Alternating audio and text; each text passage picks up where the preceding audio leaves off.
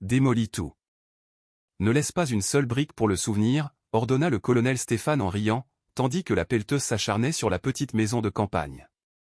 La frêle Monique, âgée de 89 ans, tomba à genoux dans la poussière, rampant jusqu'aux bottes de l'homme, implorant, des larmes ruisselant sur son visage ridé. Il la repoussa avec mépris, la jetant au sol comme un déchet. Mais ce que ce colonel sans âme ignorait, c'est qu'il était en train de détruire le foyer de la mère de 2 officiers de l'armée de terre française. Lorsqu'il s'en rendit compte, il était déjà trop tard. À Calmes-sur-Sorgue, un petit village niché au cœur du massif du Luberon, où le temps semblait s'écouler plus lentement, la matinée avait commencé par le rugissement d'un monstre de métal.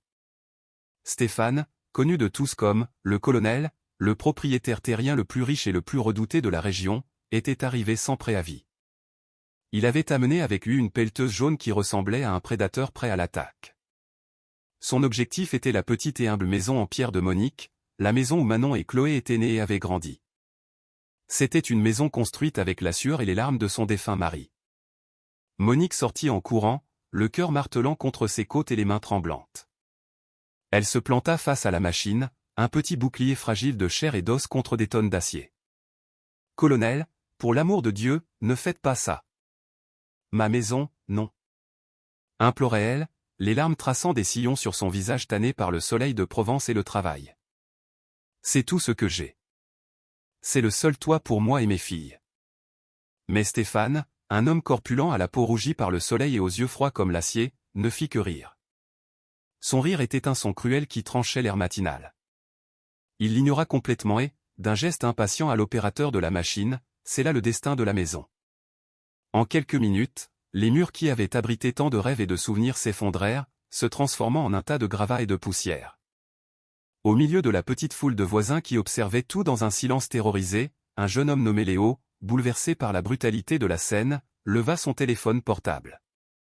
Il enregistra tout. Les supplications de Monique, le rire de Stéphane, le son écrasant de la destruction. Quelques minutes plus tard, la vidéo était sur les réseaux sociaux, se propageant comme un incendie dans les garrigues sèches. De groupe WhatsApp en groupe WhatsApp, de partage en partage. La vidéo voyagea plus vite que n'importe quelle nouvelle jusqu'à atterrir sur l'écran du téléphone du capitaine Manon, en poste lors d'une mission à la frontière sud. Le choc initial fit place à une fureur glaciale. En voyant sa mère à genoux au milieu des décombres, Manon sentit son sang bouillir. Elle appela immédiatement sa sœur cadette, le lieutenant Chloé. Ensemble, elles sollicitèrent une permission d'urgence. Le voyage de retour fut un flou d'angoisse et de colère. Et ce qu'elles firent en arrivant à Calmes-sur-Sorgue laissa tout le village bouche bée, prouvant que peu importe la puissance qu'un homme croit posséder, nul n'est au-dessus de la loi. Sur toutes les lèvres, une seule phrase se répétait, la justice est peut-être lente, mais elle finit toujours par passer. Le père de Manon et Chloé était décédé d'une crise cardiaque foudroyante alors que les jumelles n'avaient que 3 ans. Du jour au lendemain, Monique s'était retrouvée veuve, avec 2 petites filles à élever et un avenir incertain devant elle. Mais la douleur ne l'avait pas paralysée, au contraire, elle avait forgé en elle une force de volonté inébranlable. Son rêve était simple et puissant, garantir que ses filles aient l'éducation qu'elles n'avaient jamais pu avoir, qu'elles deviennent des femmes indépendantes et respectées. Pour cela, elle travailla inlassablement. Elle transforma la petite salle de sa maison en une modeste boulangerie-mercerie, vendant du fil, des boutons, des tissus, mais aussi du pain frais et des viennoiseries. Près du comptoir, sa vieille machine à coudre Singer travaillait jour et nuit, faisant des ourlets, des raccommodages et des robes pour les femmes du village.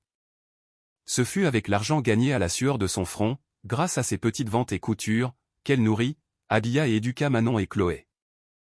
Aujourd'hui, à 21 ans, les jumelles identiques étaient la fierté de leur mère, le capitaine Manon et le lieutenant Chloé, 2 jeunes femmes qui avaient surmonté toutes les adversités pour servir leur pays au sein de l'armée de terre. Elles connaissaient le sacrifice de leur mère, son dévouement infini, mais elles ignoraient la profondeur de ses difficultés, le sombre secret qu'elles gardaient sous clé. La vérité était que 2 ans auparavant, pour payer le cours préparatoire et le matériel d'études qui garantirait la réussite de ses filles aux examens militaires, Monique avait demandé un prêt de 5 000 € à Stéphane. Ce prêt, contracté dans un moment de désespoir, s'était transformé en une lourde chaîne à son cou. Le colonel, agissant comme un usurier sans scrupules, exigeait des intérêts exorbitants. Chaque mois, lui ou l'un de ses hommes de main apparaissait à sa porte pour récupérer le paiement. Pendant presque 2 ans, Monique réussit à honorer l'engagement, se privant souvent d'acheter quelque chose pour elle-même pour ne pas être en retard sur la dette. Mais à présent, ses économies étaient épuisées et la petite boutique suffisait à peine pour le strict nécessaire. Un jour, rassemblant tout le courage qu'elle possédait, elle aborda le colonel. « Monsieur Stéphane, je vous ai payé les intérêts religieusement pendant 2 ans, dit-elle les mains jointes en supplication. Mais la dette originale semble ne jamais diminuer. Si vous m'aviez fait payer le capital, j'aurais déjà tout soldé. Maintenant, je n'ai plus d'argent, même pour les intérêts de ce mois-ci. » Elle fit une pause, respirant profondément. « Mais ne vous inquiétez pas, mes filles travaillent déjà. Dès qu'elles recevront leur première solde, dans quelques mois, je vous paierai tout, le capital et les intérêts. S'il vous plaît, donnez-moi juste un peu plus de temps. » Stéphane n'était pas connu pour sa compassion. C'était un homme habitué à avoir ce qu'il voulait, à plier les gens à sa volonté. La supplication de Monique ne fit que l'irriter. « Écoute-moi bien, la vieille, ne me serre pas ce baratin, grogna-t-il, le visage déformé par la rage. Quand tu as pris l'argent, tu as promis de tout payer à temps. Maintenant tu pleurniches. Donne-moi mon argent ou les choses vont mal tourner pour toi. » Monique, les larmes aux yeux, insista. « Monsieur le colonel, je vous dis la vérité, je n'ai pas pu réunir l'argent ce mois-ci, mais le mois prochain, je vous le jure, je paierai les 2 mois ensemble. S'il vous plaît, ayez pitié. » Il la regarda les yeux plissés. « Écoute, la vieille, je vais te donner une chance de plus, mais si le mois prochain l'argent n'est pas là, tu peux dire adieu à ce taudis. Cette terre et cette maison seront à moi, compris ?» cracha-t-il avant de partir, la laissant paralysée sur le pas de sa porte. Monique ne raconta jamais rien de tout cela à ses filles. Lors de leurs rares appels, elle disait toujours que tout allait bien, que la boulangerie-mercerie fonctionnait, qu'elle était très fière d'elle. Elle ne voulait pas que ses soucis deviennent un fardeau pour Manon et Chloé, qu'elles soient distraites de leurs importantes responsabilités. Elle voulait qu'elles soient heureuses, libres des chaînes qui l'avaient opprimée toute sa vie. Les jours passèrent, chacun plus lourd que le précédent. Monique tenta tout. Elle cousit jusqu'à des heures tardives, vendit à crédit, réduisit ses propres dépenses au minimum, mais l'argent n'apparaissait simplement pas. 2 mois plus tard, Stéphane revint, plus furieux que jamais, frappant violemment à la porte. « Ouvre, la vieille. Ça fait 2 mois. Où est mon argent ? Tu as intérêt à avoir la somme complète, sinon je rase cette porcherie aujourd'hui même. » Tremblante, Monique ouvrit la porte. « Monsieur le colonel, j'ai essayé. Je vous jure devant Dieu que j'ai essayé, mais je n'ai pu réunir que la moitié, dit-elle en tendant une petite liasse de billets. S'il vous plaît, acceptez ceci pour l'instant. Le mois prochain, je complète le reste.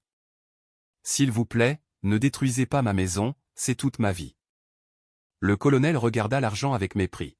« La moitié ? Tu me prends pour un clown ?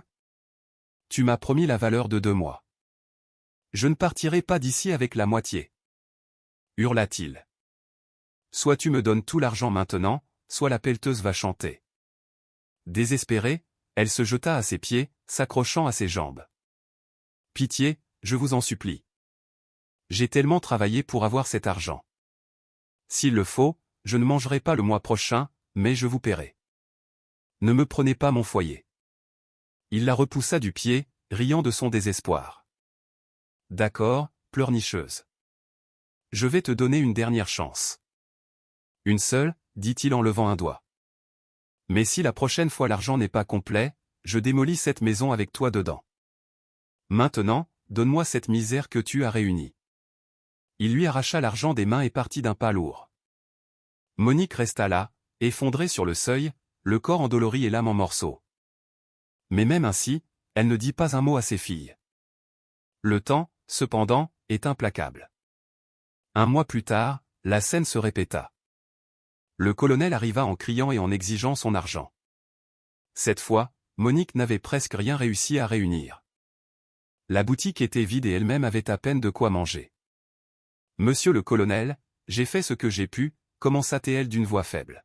« Les ventes sont très mauvaises. Le village est à l'arrêt.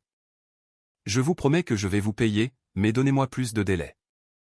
Je vous apporterai moi-même l'argent à votre domaine dès que je l'aurai. » Ce fut la goutte d'eau qui fit déborder le vase. La patience de Stéphane, si tant est qu'elle eût jamais existé, était épuisée. Avec un rugissement de fureur, il leva la main et la gifla violemment au visage. L'impact fut si fort qu'il la projeta au sol. Elle tomba avec un bruit sourd, la joue brûlante, le monde tournant autour d'elle. « Pardonnez-moi, monsieur le colonel », chuchota-t-elle depuis le sol, le goût du sang dans la bouche. « Je vais vous payer.